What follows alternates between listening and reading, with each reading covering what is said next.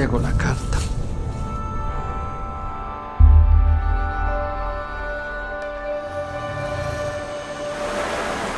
¿Pues para dónde van?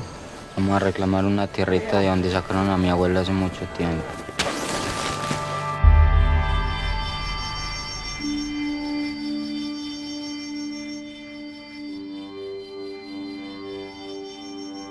Ellos son mi familia. Ellos no tienen a nadie, yo tampoco. Estamos solos todos.